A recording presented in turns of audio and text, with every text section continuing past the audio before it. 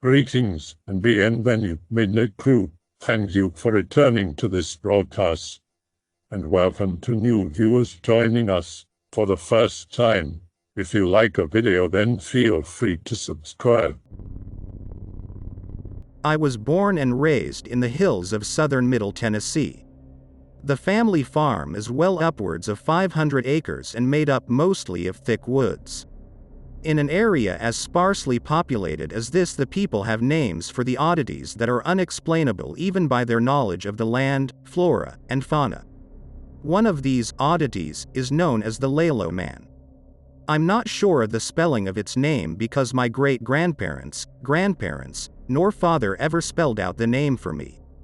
Its name is only something that is discussed rarely when trying to discover the reason behind an abnormal livestock death or odd findings in the woods.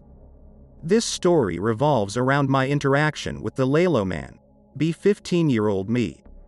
It was late November, deer hunting rifle season, so I had decided to go hunting that day. In the morning I had absolutely no luck, so I decided I would give it another go that afternoon, something I rarely do. To make this an even more rare occurrence, I decided to hunt in the holler behind my grandparents' house. No one ever went back there. It would quite honestly be accurate to say that the parts of the woods I was in more than likely hadn't seen a human in decades. I went plenty early so that I could set up my blind in a nice thicket I found that was right on an intersection of a game trail I found in a quiet little spring. I got settled in and the hours slowly went by as I intently listened for the sounds of my quarry approaching and watched the little birds and squirrels flit about. Their song and dance is an oddly reassuring stalwart when spending hours in the woods by oneself.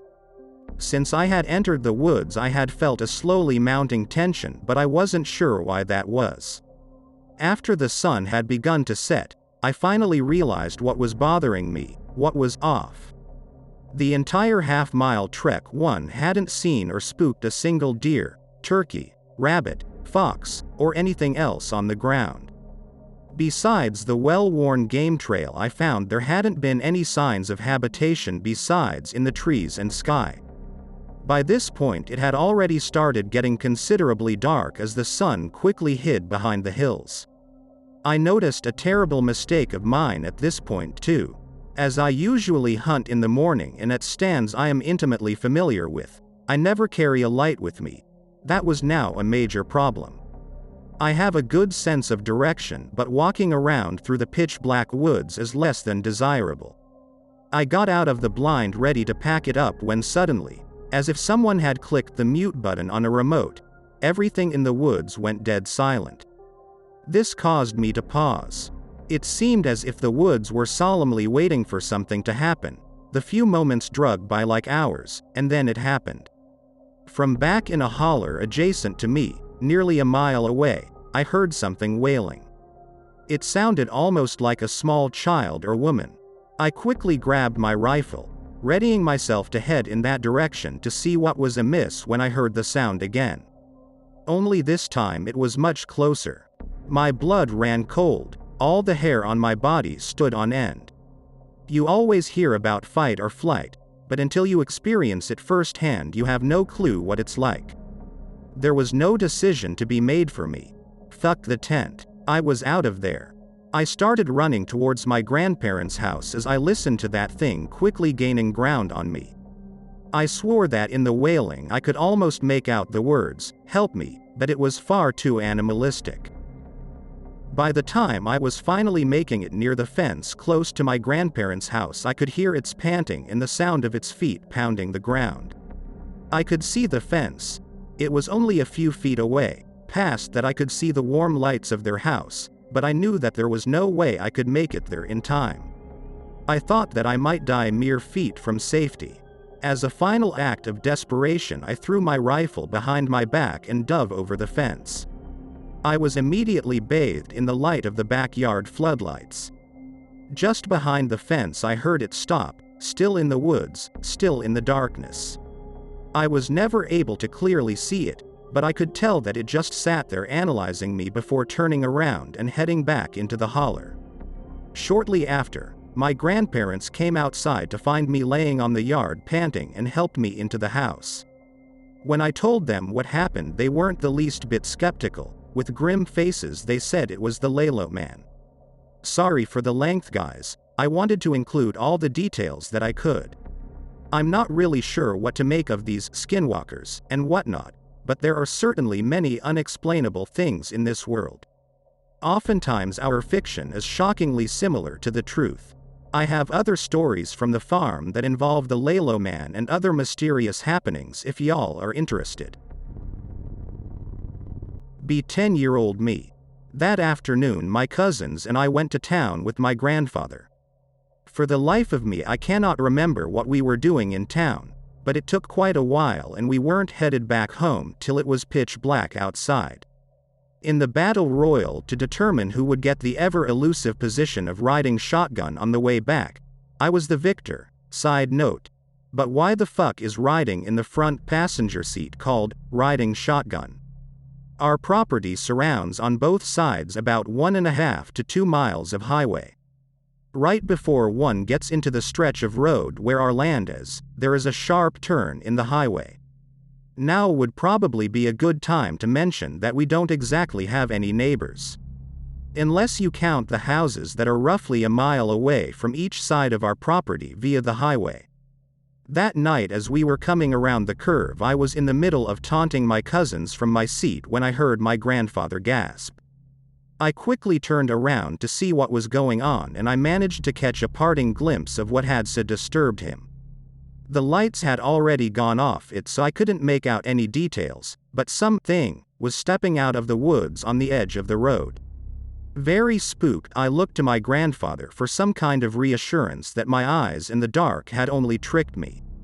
His face was deathly pale. He was absolutely terrified by what he had just saw. The only time he ever said anything about what happened or what it was he saw was as soon as we got home.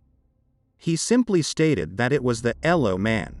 I don't know if the Ellow Man is a bad omen as well or if it was just happenstance, but just a few weeks later my grandfather was the only witness to my dad's death in a farm accident.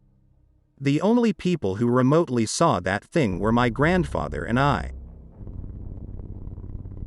I'm happy to share these stories anon. Next story takes place when I was 11 and only indirectly involved me. This one probably isn't Ellow Man related, though it certainly could be. This event happened 2 weeks before Christmas. Be my grandparents. They have to put the finishing touches on their Christmas shopping as well as run some errands, so they left their house basically all day. Their house is an old plantation-style home that has been in the family for a very long time and is centrally located on the farm. Due to its central location, my grandparents often left the back doors unlocked so that us family members could stop in while working if we needed to grab a tool, warm up, cool down, or grab something to eat. When they got back from their excursion, the night had fallen on the farm. As they walked up to the back door to enter the house, they noticed that the door was sitting slightly ajar. Thinking one of us kids had just forgotten to close up properly during the day, they enter the house without even a second thought. That's when this story changes though. As soon as they enter, they can just feel that something is off. That being the case, they called the rest of the family to see who had come to the house. No one had been to the house that day. Now, rather unsettled, my grandmother decided that she would check the house to make sure nothing was out of place or stolen. As she went room to room, she didn't see anything that was out of place. With only one room left in the house to check, she made her way to the front guest bedroom. This bedroom is not a place that I like. It has heavy curtains draped down by all the windows that keeps the room in a perpetual state of darkness. When you add to that the creepy-ass antique dolls that line the walls, you have one creepy fucking room on your hands. To top it off, though, the only source of light in the room is a single light in the middle of the room that has a pull string. Fuck this room. As my grandmother made her way into the room, that feeling of unease was replaced with something far more sinister. The feeling that I'm sure a mouse feels before being struck by an owl, the feeling of predation. She could tell that something in that room was watching her, waiting for her to distance herself from the entrance of the room to turn on the light. She froze at the entrance. Quickly and quietly she grabbed my grandfather and they retreated to their bedroom and locked the door. They prayed to make it through the night unscathed. The next morning the house felt all right again and my grandmother laughed off those feelings as just paranoia. Fast forward 1 week, the week before Christmas. Grandmother is cleaning the house as their house is where we celebrate our family Christmas. She goes through the house tidying everything and as she is finishing, ends up in the same room as before. She starts vacuuming the room and then decides to start vacuuming behind the curtains. When she starts behind the curtains that are right beside the entrance to the room, her blood freezes and terror sets in. Behind the curtain someone, or something had cleared out a space to stand in. In the heavy carpet there were marks from where it had stood motionless for hours. Whatever it was mere inches away from her, watching her, waiting for her to enter the room. That Christmas, due to it being the first one since my dad died and some odd things happening at my house, we spent the night at my grandparents' house Christmas Eve night. That is the night when my grandmother told us what happened. It's not like I wanted to sleep that night anyway. Background on my house. The house I lived in as a kid was rather old itself, dating back to when my great-grandparents had first bought our land. What many people didn't know though, is that a similar house had stood at that exact spot but had been burned down in the mid-1800s. It's said the fire was started by the owner's daughter who wasn't all there mentally. The girl and her baby brother died in the fire. When I was first told about this, I thought it was just my family screwing with me, but one day while digging around the house I started noticing shards of glass, dilapidated roofing tiles, rusty nails, rotted away wood fragments, and some whole items like old milk bottles and the likes. There was most surely a house that had burned down where mine now stood. I'm sure you know where I'm going with this. My house was haunted. My older brother, younger sister, and I all slept upstairs. Something else we shared was an intense fear of the upstairs storage closet. Every nightmare we had as children revolved around either something terrible coming from or happening inside of that closet's four walls. In an old house, it seemed even older and just exuded an oppressive feeling. No matter how bright the light that was shown in there, it still felt dark. This closet was right beside the stairs that led to the first floor. This fact becomes important later. One night I was 7 years old. I sleep on top of a bunk bed with my brother. Very late at night I wake up to the sound of the closet door creaking open. In my sleepy state I wonder why someone was up and about at that time. Look over the side of the bed and see a very young girl walking up to our bed. Can't see well cause it's dark, but it must be a little sister. I call out to her asking why she is up at this time of night, she'll get in trouble, etc. The girl looks up at me. I hear my little sister cough in her adjacent room. That isn't my sister. She is now right beside the bed and reaches out her arms for my brother's head. When I see this I have had enough and throw my pillow at it and then pull the covers over my head and just hope it'll go away. I'm not sure how or when, but I managed to fall back to sleep. In the morning I wake up thinking about the vivid dream I had the night before. That is until I saw my pillow on the floor where I threw it. Next story doesn't involve me at all. It takes place months after my dad had died when weird things had started happening more frequently in the house. Be my mom at the house by herself since my sister and I are at school. She is standing in the bathroom doing some cleaning and talking on the phone to her friend from work. The bathroom is right at the foot of the steps in the house. While talking she hears something that sounds like the upstairs storage closet creaking open, followed by a brief silence. Then all hell broke loose. It sounded like someone had thrown pots and themselves down the stairs crashing down. On the other side of the line, her friend asked what the hell sound was and if my mom was okay. When my mom looked out at the base of the stairs nothing was there. She looked throughout the entire house and nothing was out of place. That being the first time my mom had experienced firsthand the weirder side of our house, it wasn't surprising when we moved away a couple months later. The story doesn't end there though. After we moved out, my grandparents started renting the house. Years went by and tenants came and went. When I was 18, I was at my grandmother's and we started talking about the last tenants to move out. She told me that they told her about something very strange that kept happening at the house in the dead of night. This was the main reason they were moving on. Sometimes at the deepest point of the night, everyone in the house would be awoken to the sound of the closet creaking and something crashing down the stairs. My mom, her friend, and I were the only ones that had known about my mom's experience. My mother had a friend back when we lived in Tennessee that met some guy through a mutual friend at a party.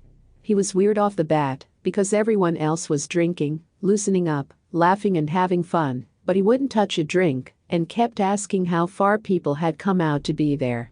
She ended up talking to him and was getting set to leave with him, but when she got into his truck, she smelled something she described as gamey, and a last-minute bolt of instinct had her fake a migraine and head home with another friend of hers. On their way home, she noticed his truck following them the whole way back. Her friend driving her home told her that he remembered him living somewhere not too far from there, and that he was probably heading home himself. Sure enough, after he drops her off, the guy goes on past. Much later though, some really loud noise wakes her up, and when she looks out the window, his truck is back out there. She said she could see him sitting in the cab with the interior light on, and when she closed the blinds, she heard this really fucked up, deranged yelling. She thought he was just drunk and angry, horny, trying to catcall her, but then she hears a goddamn gunfire off. It wasn't anywhere near her house, just fired in the air, but she called the police anyway. By the time they pulled up, he was gone, and she didn't know his name or address, and his physical description was kind of vague, so it just sort of slipped. Then about a month later, she gets home from work and finds a dead deer on her porch with broken wood all around it. Naturally, she flipped out and got herself to my mom's house. She called her guy friend, the one who drove her home, and gets his name, police called, all that. Turns out he had a long criminal record of illegal hunting and stalking his previous girlfriend and some kind of assault charge that got dropped. My mom told me this story as a kid, taught me early on to always listen to instinct. I don't live here, but I had a pretty crazy experience in the Great Smoky Mountains on the Tennessee side near Gatlinburg. It was some town that was near Pigeon River. Someone in the area should totally go for a hike and check it out. Solo camping because no friends wanted to come with me. Show up to the campground. I'm the only one there except for 2 small RVs and a guy who I'm pretty sure just chilled in the back of his truck. Only one tenting as far as I can tell. Not surprised, it was the off-season. First night goes decently. I slept well, but I was woken up twice by some animal dicking around nearby. Not concerned. I had no food near my campsite and the animal didn't sound too big, probably a raccoon. Wake up in the morning and a park ranger tells me that there was a bear-like sighting nearby. Brush it off. Next night is where shit goes down. Wake up at around 2 a.m. and I really had to pee. Grab the flashlight I had in my tent. Walk outside and head towards the bathroom. My campsite was bordering some deep woods and was kind of far from the bathroom.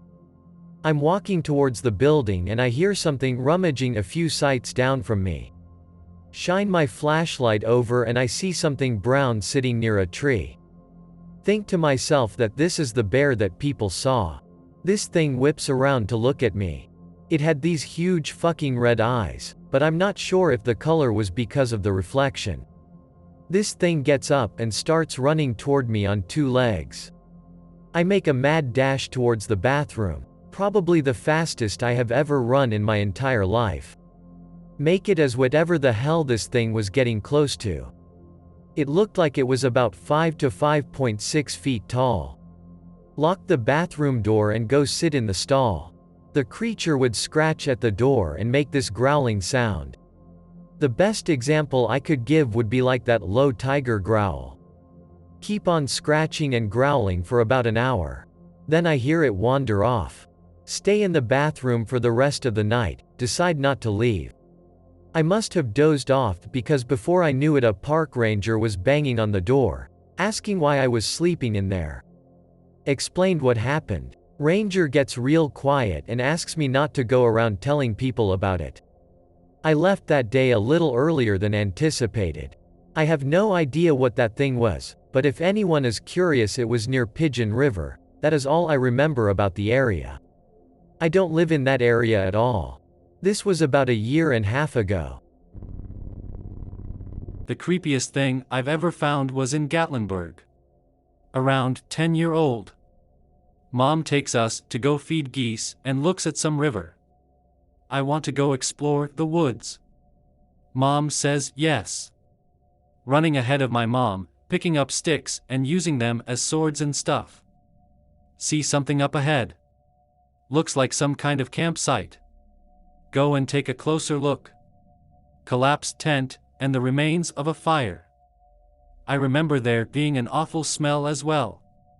Look around the tent for a minute or so. See a book. Pick it up and turn it around. It's the Bible. Flip open the pages. It's blank. What the fuck? .png. Put it down next to the tent and notice a Polaroid camera. There is something sticking out of it.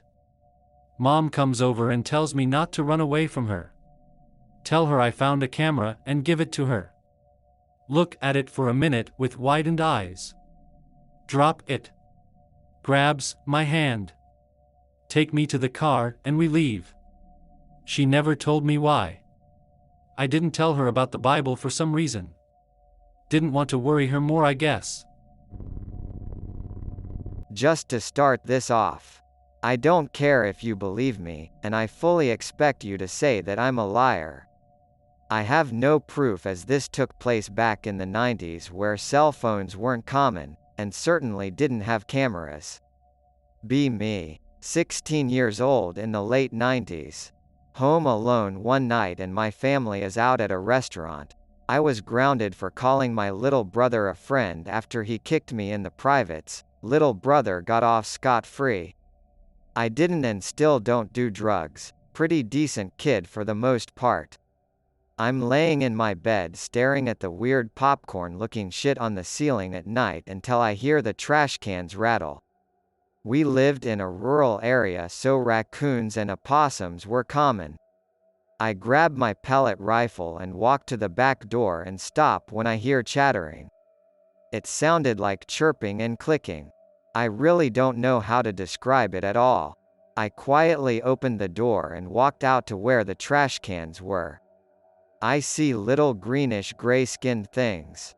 They had pointy elf ears and were no taller than a medium-sized dog. They had large completely black eyes and slits for mouths. They were really skinny, so skinny to the point that I could see their bones and rib cages. Sorry for the drawing. I'm really not that great at drawing. One's rummaging through the trash can while 3 others tearing up trash bags and messing with the garbage. I shoot one and the pellet goes into its back. It didn't bleed, but it turned around then made a loud shrieking noise. They all turn around and start shrieking. The little gremlins start throwing garbage at me and I bolt back inside and lock the door. I stay in my room until my parents get home. While waiting for those things to throw rocks at my window, they weren't strong enough to break it, but they did crack it. I've never seen them again and hope I never do. I know this wasn't really scary, but I just wanted to get this off my chest. Be me. Be Innawoods, circa 2011 or 2012 in Byrdstown, Tennessee. At family reunion weekend we all get together every year where my family is from. Have some free time with my younger brother and ex-girlfriend. Decide to go to the cave nearby, Bunkum Cave, and explore. Me and my brother had been a bunch of times, but never went in too deep, either too scared or didn't have the time. Today was different though, we wanted to see how far it went. Had heard rumors the cave went all the way from Tennessee to Kentucky, hence Byrdstown is close to the state border, but we doubted we'd make it that far. Go into the cave around midday, was pretty hot out as it usually is in the Tennessee summer. Had lights, backup lights and batteries, because we would probably need them. Go in, temperature drops 20 degrees within 100 feet of going in. Feels good, man. XGF and bro and I are having fun. The cave is pretty and has a constant stream of water in the bottom. In about 4th mile, the cave begins to narrow, really narrow. Have to crawl on our stomach to get through some parts, get wet. Really cold now, so much water vapor you can sometimes see your breath. Keep going, I would estimate about a half mile now. The cave splits left and right. We go left, because you always go left. Some tight spots here and there, but nothing we haven't encountered before. Get through a narrow part to a fairly large chamber. See something weird. It's a mason jar, just sitting on a rock. Look in it, there's this unholy insect creature captured inside. We're all like, what the fuck is that? Looked pick related, but fewer legs, completely white and partially transparent and much bigger, like 6 to 10 bigger. The thing takes up most of the mason jar and its antennae curl up on the sides of the jar. Thing takes up most of the mason jar and its antennae curl up on the sides of the jar. We freak the fuck out for a second but keep going. My brother was leading when he stopped dead in his tracks and says nothing with his light shining around a bend. I ask him what is it and he just says look at this shit. I peek around and there's hundreds of these motherfuckers on the cave floor, walls and ceiling, all just sitting silently. If you didn't have a light you probably wouldn't have noticed they were there. We instantly stop and look at all these things in awe and panic. They didn't seem to even notice we were there or the lights shining on them, not sure if they are affected by light or just sound. Not dealing with that shit, so we hightail it out of there.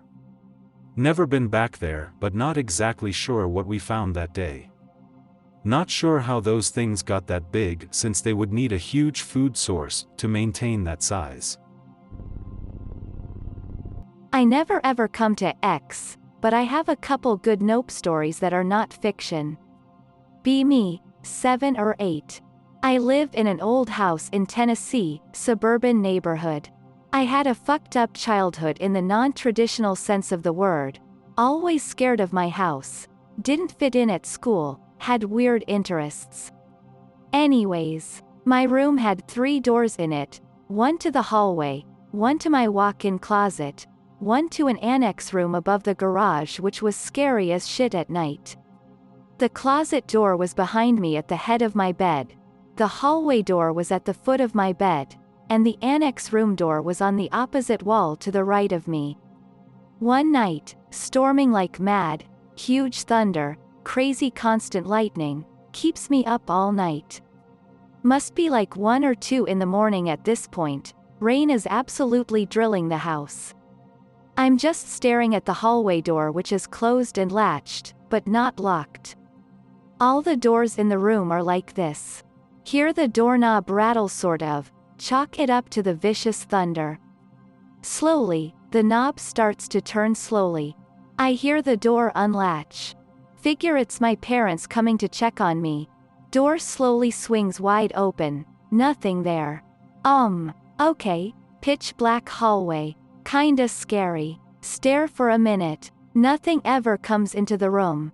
Then, after a minute or so, the door slowly closes and latches itself. Fuck that. I pull the covers over my head and lay on my side facing the annex door. Then after a few seconds, that door opens too, just like the hallway door. I'm sweating bullets at this point and whimpering. Begin to cry. There is absolutely a black abyss beyond the door, just nothingness. I can't see a single thing inside the other room. Door closes, latches. I am completely paralyzed with fear. Eventually go to sleep, never knew what happened. Then another time in this same house. A year later or so, my dad has moved my bed into my sister's room with my sister after telling him about the weird shit that's been happening. One night, I was awake playing Wario on my Game Boy. Hear strange noises coming from downstairs. My cat died, so there are no animals in the house. Hear the fireplace stoker get knocked over, loud as shit. Get scared. Figure it's a robber or something. Noises continue. Don't know what to do, and me being stupid at the time, I scream bloody murder so my dad will come. He comes running down the hall. I tell him about the noises. He runs downstairs. Comes back a few seconds later to tell me that the neighbor's cat had gotten inside somehow and was knocking shit over. Well, fuck that cat, but I'm a dumbass. One more story for fun. Same house. Be sleeping back in an old room, like 10 at this point. The next morning we are going to my grandparents' house for Christmas, which is also in Tennessee, but on the opposite side, so quite a hike. Too excited to sleep. It's raining pretty hard. I can't wait for my parents to get up so we can fucking go. Keep mistaking rain for the sound of a shower, as if my parents were awake. One of the times I mistake the sound of rain for a shower, I get up to go check to see if my parents are awake. Open door to the hallway, and as soon as I look up to start heading down the hallway, see this creature about as tall as me, maybe 4 feet or so. It's kind of translucent, but I can make it out perfectly. Look like an alien, have a long conduit-like looking neck. That has to be like 2 feet long and like 2 inches thick. Weird football-shaped head, no ears, 2 holes for a nose, small mouth, huge eyes set far apart. Pretty short and stubby legs, fat body. I can still draw it perfectly to this day. Looks like he's smiling. He's walking towards me. Very slow motion, head is kinda bobbing while doing so.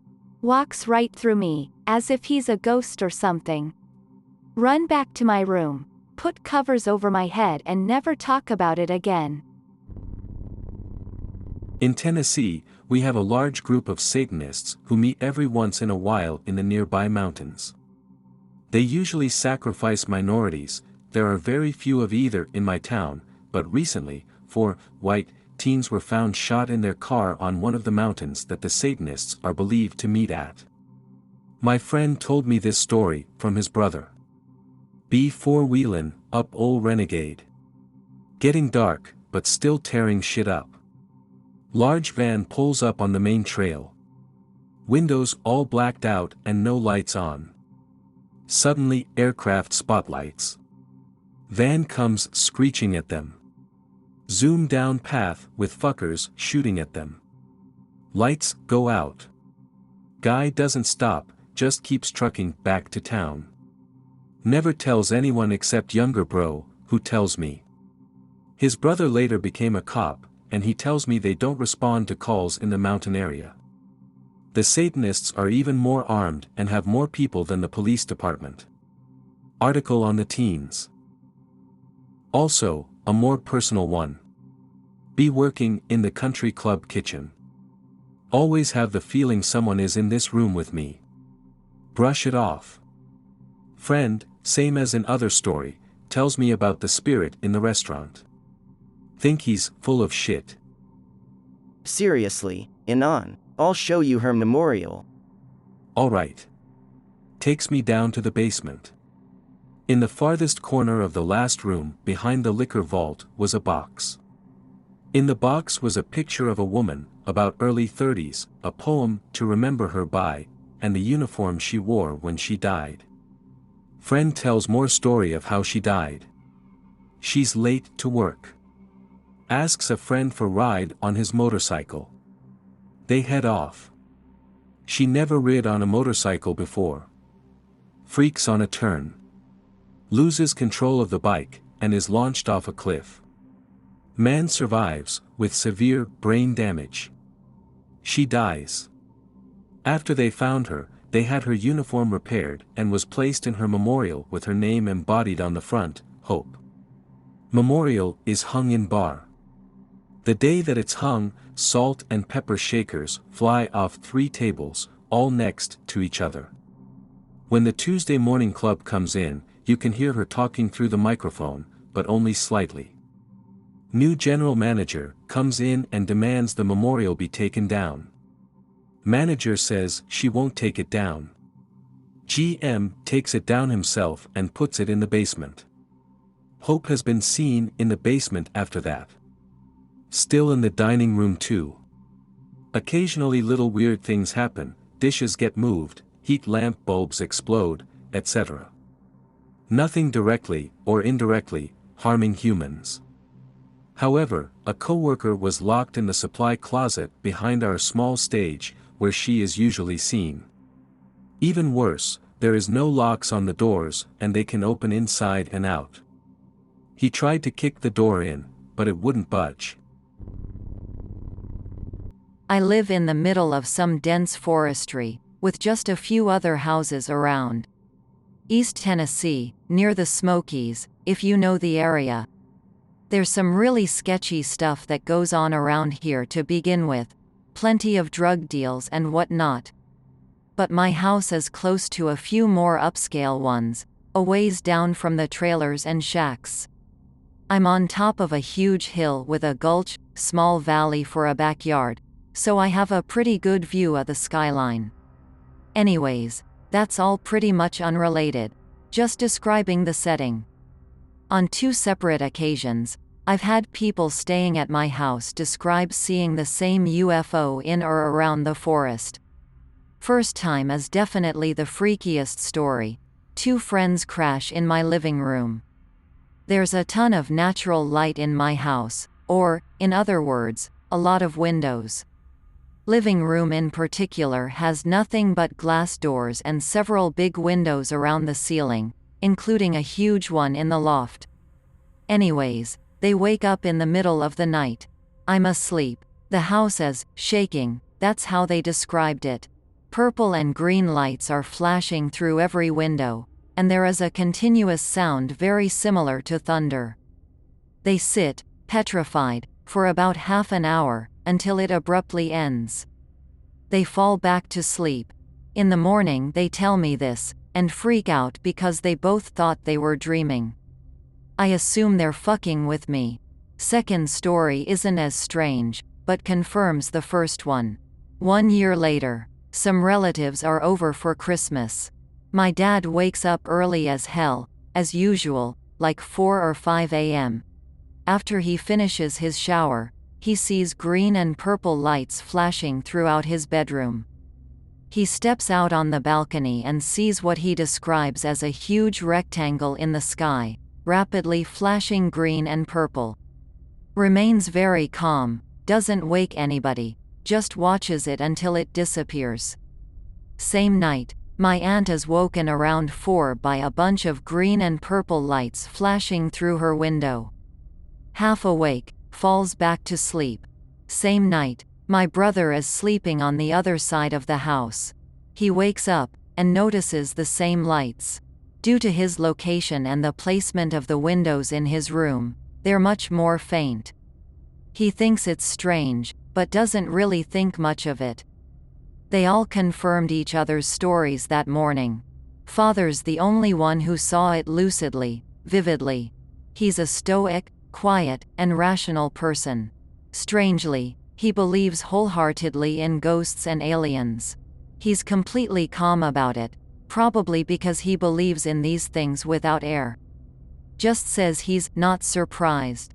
I should ask the other people living around here about this sometime, at the risk of sounding like a lunatic. Had an experience about 2 years back with what I can only believe to be a Wendigo in southern Tennessee. Be me, 20 at the time, home on leave from the military. Buddies and I have been planning a camping trip for some time. Start asking around and posting online if there was anyone with land we could camp on. After some time my mom heard back from a friend that we could camp on his land.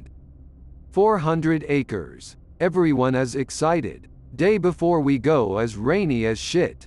hoping the rain clears up. It does.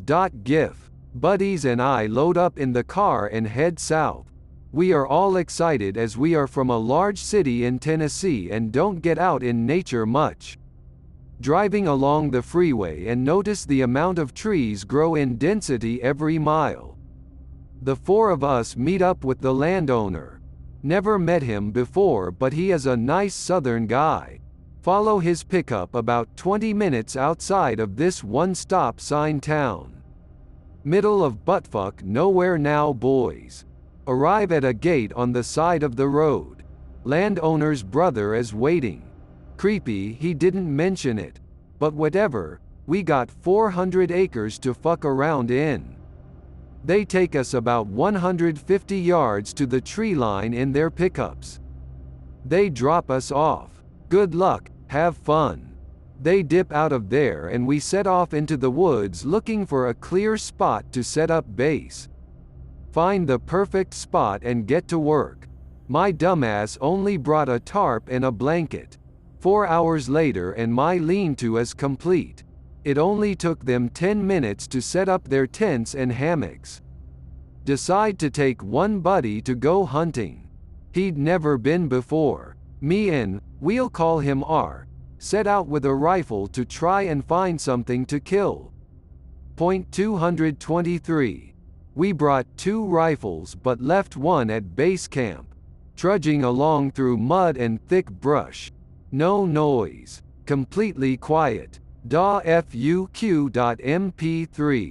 Hear movement and see leaves rustle but no animal to be seen. Must have been a squirrel, I say. We continue. Nothing eventful happens. Walk back to base. No leaves or foliage. Just bare trees tightly packed in a dense cluster. Trouble finding a base. Hear talking and follow the sound.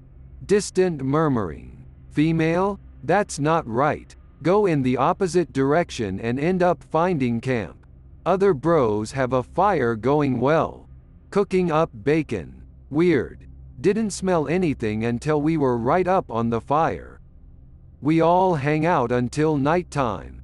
Thought we brought more food than bacon and a few eggs. Oh well. Other bros are getting hungry. It's already dark out. They decide to hike out to the car and go get food. I decide I'll stay and keep the fire going. Have them take my phone to charge it. Guess the cold weather killed the battery.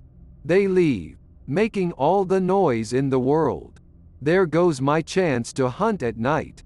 Be sitting by the fire, feeding it what little dry wood we found. Temperature drops rapidly. Already 30 degrees Fahrenheit and dropping. Not weird since it's winter. Notice the eerie silence. Ears ringing from the silence. No wind. No branches falling. Nothing. Feeling spooked, but maintain composure.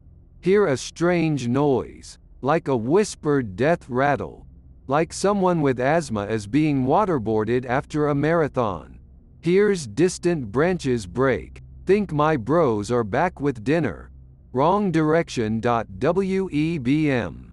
Grab MUH 7.62x39 and flashlight. Rack the charging handle quietly. Frozen hand slips off handle and makes the loudest noise possible. Spaghetti has been spilled. JPEG. Look around with a flashlight. Horror movie moment. Battery dies. Here we go. Sit down by the fire to try and get warm. Ears wide the fuck open. No more movement. Slight whispers all around. Noises die down. Must be the PTSD. Sitting by the fire for another 5 minutes. Hear noise in front of me.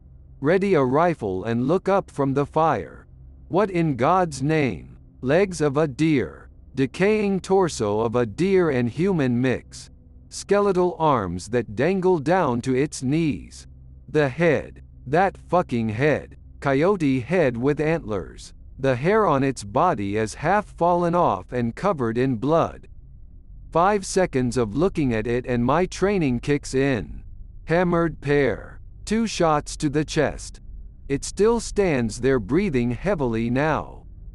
Magdump.gif. Hideous scream. It was a mix of a coyote, deer, and human. Reload my AK. Magdump PT. 2. It retreats into the woods. Noise erupts around me. The wind flows heavy. Trees croak under the immense streams of wind. Distant coyote, deer, human hybrid screams. Then nothing. The world around me continues as normal. Buddies return maybe 10 minutes later. No way to tell time as the phone is with them. Munch on delicious Taco Bell. Anything happen, Anon? Ah, pretty quiet night. What's with the shell casings? Got bored. Stay up all night stoking the fire and keeping watch. Get out of there upon first light of sun. Fuck staying any longer. Haven't been back since, but would be willing to go again if I can get in contact with the landowner. He hasn't been heard from in a year. Any idea on what the fuck I saw and shot? Are Wendigos even in Tennessee? The Bell Witch or Bell Witch haunting is a legend from Southern American folklore, centered on the 19th-century Bell family of northwest Robertson County, Tennessee. John Bell Sr., who made his living as a farmer, resided with his family along the Red River in an area currently near the town of Adams.